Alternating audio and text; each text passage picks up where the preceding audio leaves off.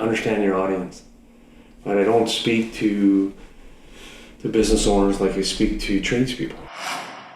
Do you think yourself charismatic or like a people person? Yeah, definitely. That helps to be a leader? Yeah, I think it is. You have to, but I also learned something from my mentor and going through law school is understand your audience. But I don't speak to business owners like I speak to tradespeople, and you have to understand your audience, because you can't approach it because you're not going to communicate as effectively as you will if you don't consider who your audience is. But also I learned a really good lesson when I was practicing law. Dr. Persinger was just a brilliant individual that I was fortunate enough to have teach me at Laurentian in psychology.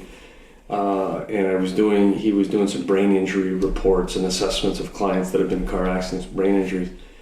And I couldn't decipher his reports. And when I was dealing with insurance companies on the other end, they're like, you got Dr. Persinger, man, he doesn't know what he's talking about. You can't even understand his report. So finally I got in touch with him and I said, do you mind if I come in and we go through this report? I'm having a hard time, I don't understand the lingo.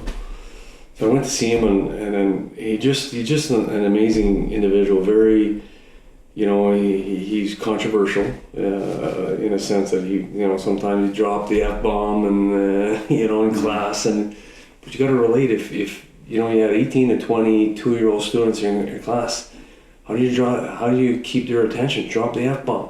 What do you want me to tell you? You have to understand, who you're talking to, right? And then I said to him, can I ask you a question? He said, sure, by all means. And he's always three-piece suit, mowed his lawn in a three-piece suit, and, did everything in a three-piece suit. People say you mow your lawn in a three-piece suit. Yeah, I wear it, that's what I like. It's different, but I get it, that's okay. And I said, your reports are like, nobody can understand them. Other psychologists or psychologists can just have a hard time. I said, can you, dummy them down a bit so that we can, yeah, I can. But why would I?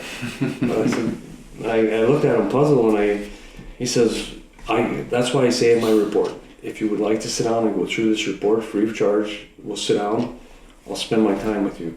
So why would I not try and increase your level of understanding, as opposed to, it's like in sports, I draw a lot of analogy to sports. Why would a team bring down their skill level to play against the competition? Why would you play higher and force that team to play better? Like that, in turn, you become better. Mm-hmm. Right? And it always stuck with me in the sense that you do have to communicate it, to get your point across, but you should always also take that opportunity to elevate their game or their knowledge and what's going on.